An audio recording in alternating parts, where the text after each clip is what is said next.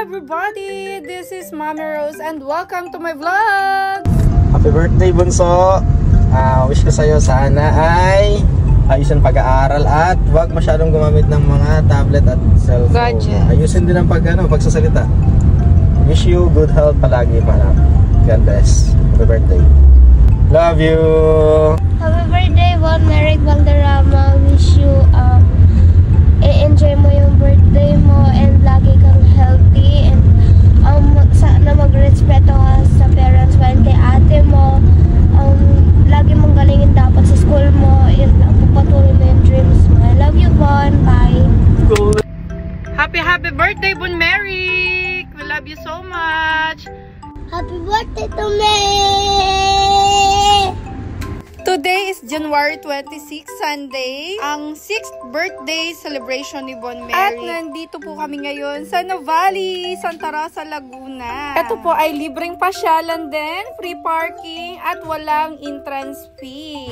So sa oras na to is 10:30 in the morning na, hindi pa kami nagbe-breakfast. Kaya umorder muna kami dito sa may Yellow Cab para sa aming almusal/lunch na din po. At pagkatapos ay dumiretso muna po kami dito sa para bumili ng cake ni Bon Merrick. Ito po ay simpleng celebration lamang sa aming bunsong napaka-cute, napaka-bibo at napaka-sweet na bata. At ito na nga, namimili na silang magkapatid ng cake nila.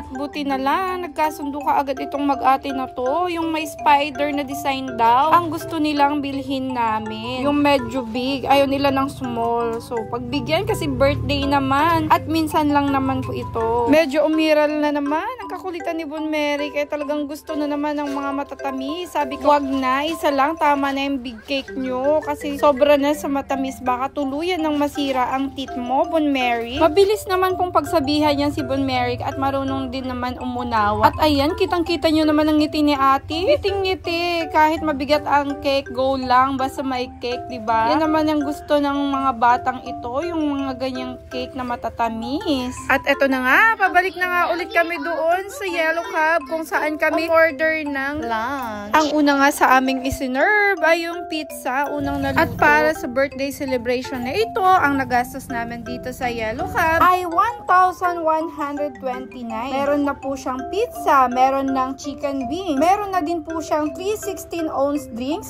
at meron na po siyang mac and cheese na large. So, diba? Sobrang tipid-tipid lang ang birthday celebration ni Bon Merrick para sa ating mga maming makawais. At least na ilabas ko si Bon Merrick. Nakapamasyal kami sa libreng pasyalan. At yung cake nga palang big. Dahil syempre, pinagbigyan natin ang kahilingan ni Bon. Ang tawag sa cake na yon doon sa konti ay regular black velvet. Ayan. Yun naman pong cake na yon is 1,395. So, sa birthday ito ni Bon, hindi naman po kami gumastos na sobrang laki, diba? Hindi siya umabot talaga ng 3,000. Sobrang tipid po ang birthday celebration ni Bon Merrick. Ang sarap po talaga ng aming mga kinain at sobrang busog na naman ang aming mga tiyan. At pagkatapos nga namin kumain, bumalik ulit si Daddy at si Bon sa may parking lot para magbihis si Bon kasi talaga gusto namin i-photoshoot si Bon at ready naman kami sa outfit at camera, diba? Yun ang tinatawag na DIY photoshoot para tipid na rin. At pagkatapos, nagbihis na nga ulit si Bon ng kanyang regular outfit. Habang nakatambay nga kami dito sa may gilid ng fish pan, ay pinabili ko na nga po si Ate Venice ng feeds para sa isda. Kanina nga daw pala ay nagpakain na si Daddy at si Bon Merrick kasi nandun lang kami sa gilid ni Ate kasi sobrang init, nagpapahangin lang kami sa gilid. So nung nilapitan namin, ay kakatapos lang pala ni Daddy at ni Bon magpakain. Ayan, tuwang-tuwa na naman si Bon Merrick at meron na naman siyang pagkain para daw sa mga fish. Kaya lang, mas mabilis nga nauubos ni Bon yung pagkain. Kita nyo naman, talagang nagsitambakan yung mga isda sa harapan nila dahil si Bon ay talagang binuhos lahat ng fish. Mabilis din na nalungkot si Bon kasi nga wala na kaagad siyang pampakain. Sa atin naman ay napakatipid. Kita nyo naman halos ayaw bawasan yung feeds na nasa kamay. Pero sobrang bait nga ni ate at binigyan pa rin si Bon Merrick. At kung itatanong nyo kung magkano yung ganyang nasa supot na maliit, yan ay 20 pesos po para sa pagkain ng isda. So, sobrang haba pa nga po ng oras namin kasi 2:00 pa naman magbubukas yung tindahan namin. Kaya Kaya eto, in-experience namin yung pag-ride dito sa boat. At alam nyo po ba, kahit 13 years na kami dito sa Santa Rosa, Laguna, ay hindi pa namin na-experience talaga ang mag-rides dito sa boat na ganito dito sa Nuvali. Pero diba, sobrang tagal na ng ganito rides na ito dito sa Nuvali. Dahil noon ay hindi pa po talaga kaya ng aming mga budget yung mga ganitong pamamasyal, diba? Gaya po ng sinasabi ko sa inyo. Dati pa ay kami ay isang mga regular employee na sapat-sapat lamang po talaga yung aming kinikita para sa upa, sa pang-araw-araw na gastos, pang kuryente, pang water bill, at sa pang-bayad sa mga payables pa rin namin. Alam po namin na malayo pa, pero malayo-layo na rin po yung nararating namin. Sa totoo po, ang dami na po namin kinaya at nalagpas ang pagsubok. Pero God has provided with strength, confidence, and courage. Hindi niya kami pinabayaan. Kung saan man kami ngayon, keep on going pa rin. Magpapatuloy lang po kami basta gusto ni Lord. At alam po namin, nagagabayan kami ni Lord hanggang sa maging successful kami sa buhay. Pero ang talagang lagi ko pong pinapanalangin ay laging good health ang aming kalusugan, ang bawat pamilya namin, pati na rin po yung mga pamilya namin sa probinsya. Kasi diba, syempre, ang kalusugan po ang number 1 na priority. Kahit anong pagpupursige po kung yung kalusugan natin ay hindi healthy, wala rin din po yun. Hindi rin natin mai-enjoy yung mga pagpapagod, pagsasakripisyo natin. Kaya number 1 na priority natin ang ating mga kalusugan. Kailangan nagpapahinga din po tayo. Kailangan hindi yung isip ng isip, i-relax din po yung isip. Syempre yung katawan, yung emotion, diba? Yun lang po lagi kong sinasabi sa aking husband din po. And above all, lagi po tayong magpapasalamat kay Lord sa mga biyaya